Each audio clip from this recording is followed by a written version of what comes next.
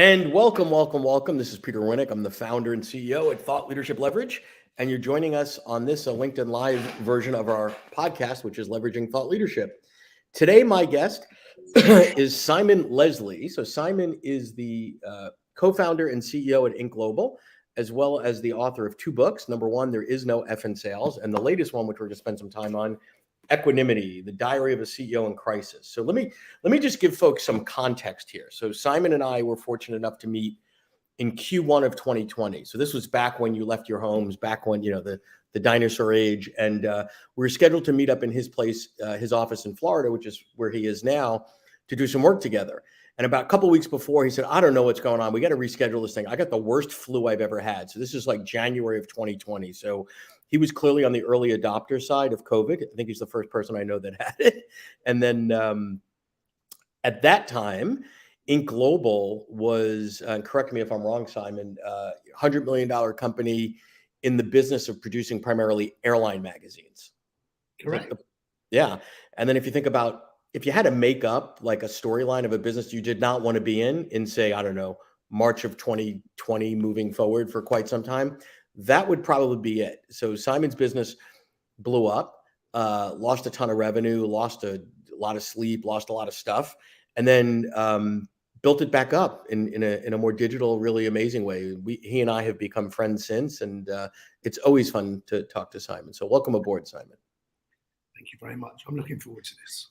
Cool. So when you and I were talking originally, we were focused on There Is No F in Sales, which was the book that you did on sales because you led sales and still do lead sales at your organization. And we're going to do some stuff with that, et cetera, et cetera. And then you wrote The Diary of a CEO in Crisis, which I'm going to guess is somewhat autobiographical. So give me a sense of what the experience of writing this book was and why. And you missed the book in between. White Belt Thinking. Oh, yeah. Which was yes, which sort of joined the two of them together because it threw all my best thinkings and ideas into a fable. When you write a book called There's No F in Sales, and then within 6 months you go from 150 million, really we're on track to do, to zero, that is what you call the law of attraction. You've got to be very careful what you put down on a bit of paper because we basically attracted it, and we had no sales. And now, you don't want to come out with a new book called There Are No Sales. Nobody would buy that, right? That could have been another book. There are lots of sales. Please bring them back quickly. It was the No F in Sales was a sort of what you do from start up to and all the challenges that you have running a business, and sales being the backbone of any business.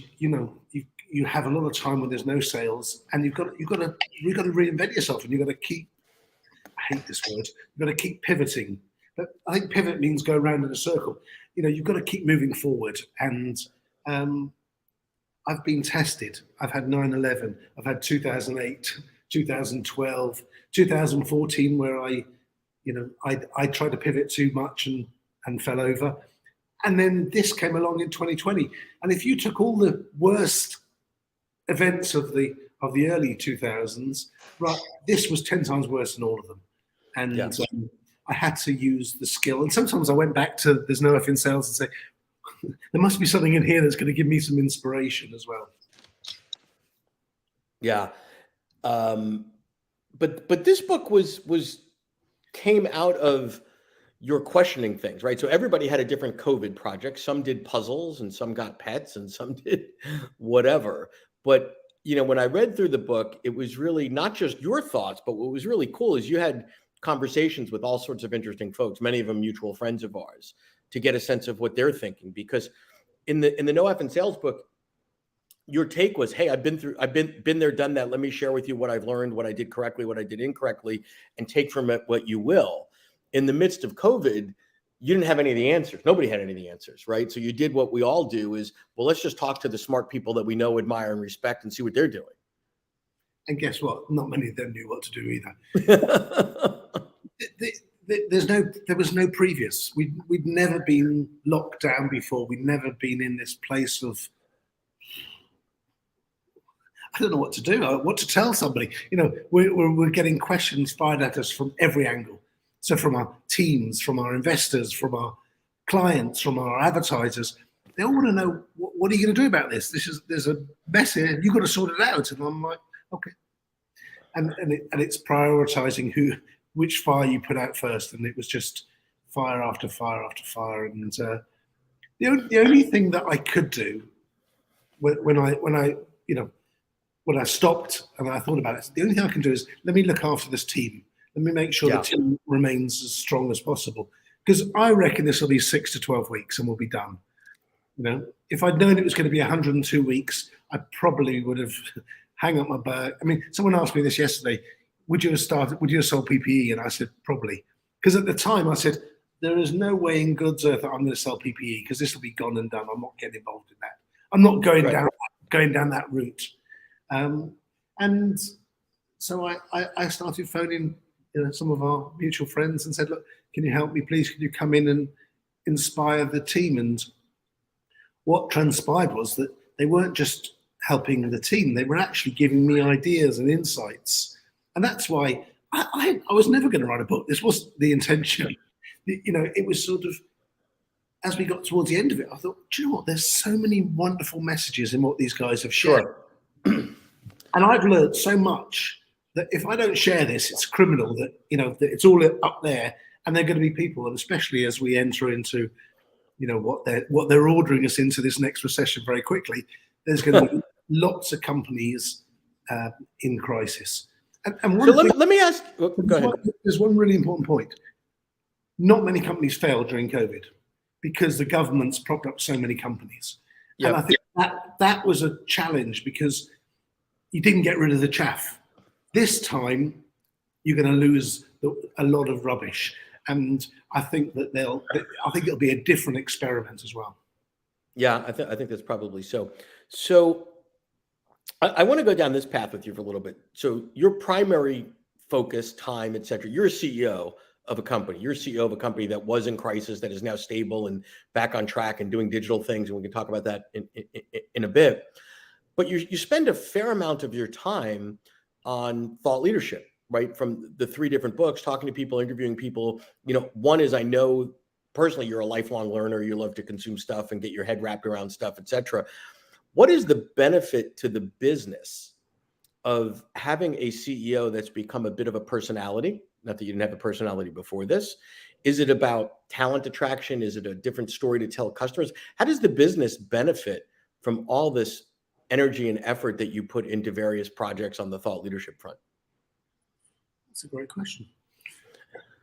I certainly don't see myself as a... And Michael's listening, so you got to have a good answer. Exactly. Your partner's listening. Michael's a celebrity, not me.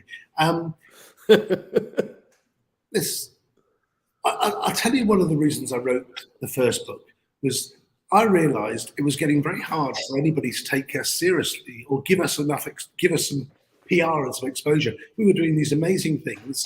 We were dominating in a space. And I wanted a Queen's Award, I wanted an MBE, I wanted a knighthood, and nobody was taking us seriously as a business. And I thought, well, if you write a book, then people have got to talk to you. And so that was one of the main drivers for writing that first book. And then I realized it was quite cathartic. And then I started getting more invited on more shows, on more interviews in newspapers. And I realized how much that gave me an opportunity to sell the story of the business, to PR the business. And that's why it's important. Not because it's about me, it's about you get to be on a stage where you can talk about your business from a position of strength. Right. No, exactly. And I think that being someone that's worked with you, number one, on the talent attraction side, you've got an amazing team, right? Not just from the frontline sales folks to everybody around you. And I think there's this connection to the brand that you represent and the books represent as well, is when you come on board at Inc., it says something, it represents something. There's a promise there, as any brand would.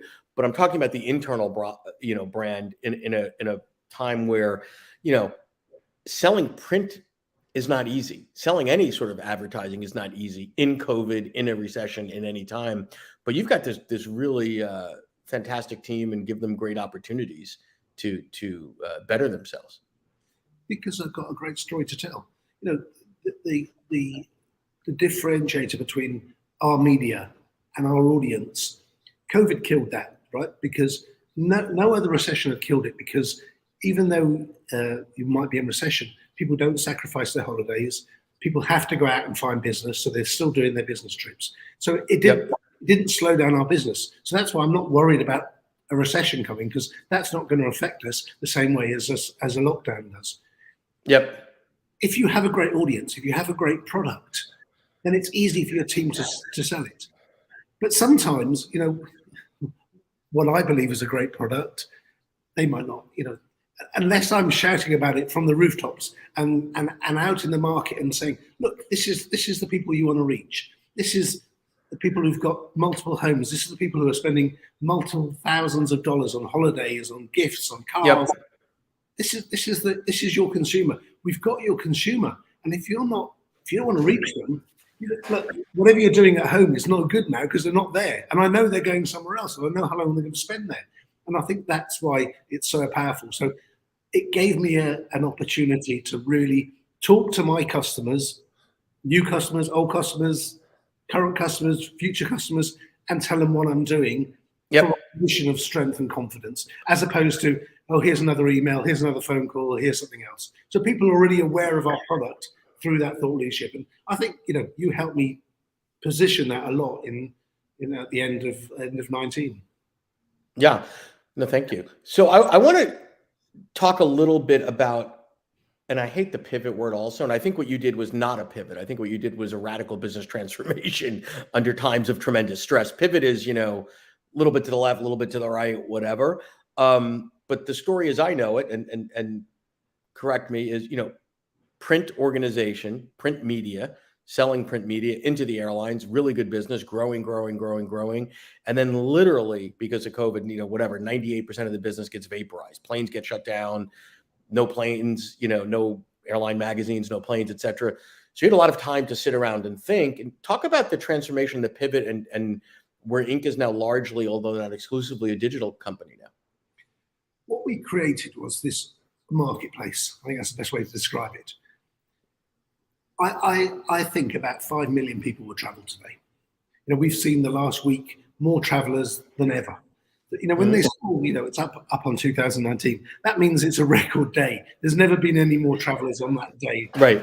And we've had about 10 days now where we are in record territory. And bear in mind that you're matching that with caps at the airports, you know, limited in inventory on some routes, just because the capacity is just full. So, you know, this has got a way to go in terms of growth. And it's in a good place, and it's about to explode. Right. So you went from magazines to talk about the digital, the screens and all that. So the magazines are back, obviously. So we created this marketplace, and the marketplace is magazines. We still got 3 magazines left, and we started with 36. And some people said to me, "Oh, you've gone off magazines." I haven't gone off magazines at all. I bought a magazine called Business Traveller in 6 months ago, and we just got Dwayne Wade on the cover, and he just tweeted it to his 19 million fans. So I'm really excited about that. You know, Dwayne has got, you know, so much to do, but being on the cover of a magazine is such a powerful thing for him that he wants to put that out to his audience. Right. And people forget how powerful that is. Oh yeah, great, you saw a picture of me on Instagram. Being on a magazine is still really powerful. So we've got 4 magazines with Business Traveller, and 1 more coming back in the fall. We have Reach TV, and I am in the Reach TV studio. I'll move that the way so you can see it. Yep. Which is a beautiful studio in Miami. We built this during COVID. You know, we really invested in this. Reach TV, we've been partners in Reach TV since 2019.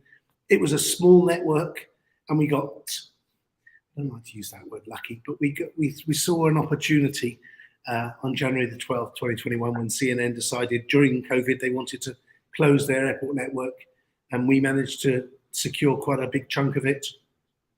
And now Reach TV is at multiple gate screens, as well as the bars, the restaurants, the luggage racks. We are really we are the biggest airport network. So in some ways, we've gone from the biggest in-flight magazine producer to now having the biggest airport TV network.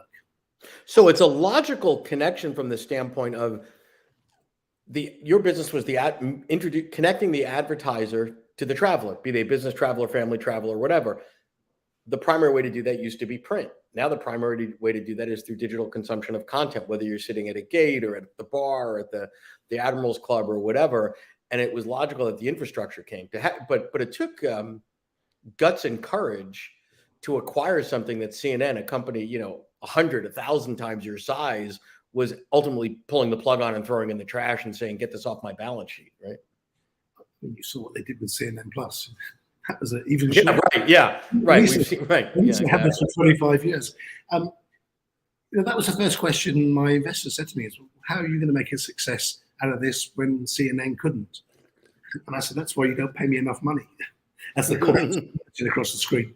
But we also bought some technology, and there was a product which worked with a couple of the airlines in Asia that allowed us to retarget the airlines' audiences. So we know that somebody is going from Dallas to New York today. They're staying 3 days. What class of cabin they're in? Yep. And we managed to take that technology. It was really raw when we acquired it, and we spent a lot of time and money developing it and growing it. And now we've signed up 15 major airlines around the world where we work with them. And it allows us to give them content in a completely different way. So the content, instead of arriving in a print form or an email form, it comes in social media. We can target them in their Facebook and their Instagram, in their Google searches. So if you're going to New York, instead of me saying, "Oh, Macy's, here we go," I could do the best shopping to New York brought to you by XYZ. So it allows us to produce content. For me, a magazine is just delivering content and adverts together. So we've got a brilliant digital platform, combine that with print at the airport, combine that with relationships that we've created with the Wi-Fi partners. Now we bring sponsors to the Wi-Fi partners. You can get free Wi-Fi on planes because we're generating revenue for sponsors to pay for that Wi-Fi. Yep. These little intricate things, which are all part of the passenger journey, is now sitting within our stable. Very, very cool. And that's really the cool part of the company is you're way more of a digital technology company than a print company. Again, print probably will never go to zero, but I imagine there's going to be exponential growth in some of the things that you talked about today versus unlikely we'll be sitting here in a year where you'll be telling me you have 200 magazines, right? Interesting. Hundreds of airlines will still have hundreds of millions of travelers, and we're going to just give them content in a different format. But we're still having that. As far as I'm concerned, we've still got a magazine format. We have magazine format shows on Reach that we create. It's exciting. Yep. So give me in the last couple of minutes here the three biggest things or the biggest takeaways that you've learned from the interviews that you did for Equanimity for the book. The first one is, if you've got a company that's physically bankrupt, that you can turn around and get it back in this year, 2022, will be the best year that Inc. has ever had. That's amazing. In terms of profitability. So if it's not worth paying the $14 for that, I don't know what else it will be. But the conversations, Alison Levine, who I know one foot in front of the other. Just that's all it is. It's one step first. Take the next step before you go crazy. Tim Grover, Tim Story, Jordan Belfort was, Jordan Belfort, and as aggressive as anything. And they were just amazing insights in gratitude. Chester Elton just gave us so many softer skills, softer ideas of what we should be doing during the day. Then we had negotiation and brain power. We had Chris Voss, Chris, just like this late night DJ, just coming in and inspiring us. The people in here have given their time and the information so gracefully, and I hope I've done them justice by, just telling those stories And I think it will be a playbook for anybody who's running a business. Because remember, Peter, we are probably 2 deals away from failure and 1.5 deals away from success. You know, it is a fine line to stay in business. And I think if the insights in this book don't help somebody, whatever stage you are in the business, because I heard people say to me, yeah, but I'm doing all right. You're 1 deal away from, so be prepared, have a think and have a look at your business. So that all right mentality though, so I want to just touch on that, because entrepreneurs that have earned their gray hair and have been beaten up a little bit never feel all right, even when things are awesome. Not that you want to be insecure, but complacency is dangerous, right? Thinking you're invincible is dangerous. You know, resting on your laurels and focusing on the golf game is dangerous. Not that, I think the 1 deal away, maybe that's dramatic, but I think it's a great question for everyone to ask themselves. What are 2 or 3 things that if they happen to the next, week, 2 month, would be game changing in a negative way? How many people have 30% of their revenue with one client, or based on a technology or a contract that expires or something like that? And I think a little bit of that fear is healthy. I think there's lots of questions in the book that are going to challenge you about what you're doing. What are you using your time for? How are you using your time? How much time are you spending setting yourself on fire to keep everybody else warm? How many things are you doing that you don't need to be doing, that should be delegated to somebody else? A lot of people, I find it fascinating how quickly you can grow a business if you have a completely different mindset. If your vision and your dreams and your goals and your team are all positioned in a far more aggressive way, things can change so quickly. In an instant, you can go from, I don't know how I'm going to survive, to, oh my God, we're thriving again. And that whole year, probably from January 21 to December 21, was unbelievable. We were by September 21, we were still millions and millions of dollars in the black, in the red. And by the end of the year, that final quarter, we figured it out. We got the switch right. We got our momentum. We got our belief, and we were back in profit.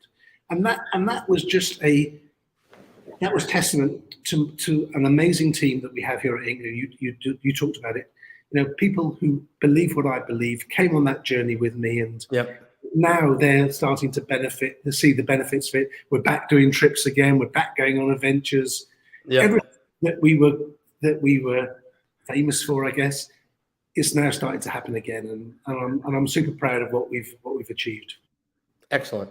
Well, this has been a lot of fun. I always enjoy our time together, and I thought it would be a great opportunity to share your story, which is an amazing story of overcoming everything and courage and a lifelong learner, and not being afraid to put it all out there. So I appreciate you and appreciate your time today, Simon. Thank you. Can I give you a plug? Sure. So anybody who says no to that, right? You can give me 2. If wherever you are in business, find somebody like Peter who's going to sit there, who's going to challenge you, who's going to ask you difficult questions, going to look at your processes, going to really look under the bonnet and really put your business through the spinner. Because if he hadn't done that at the end of 19, I don't think I would have been able to do a lot of the things that I did. So I appreciate you, and I thank you very much. Thank you.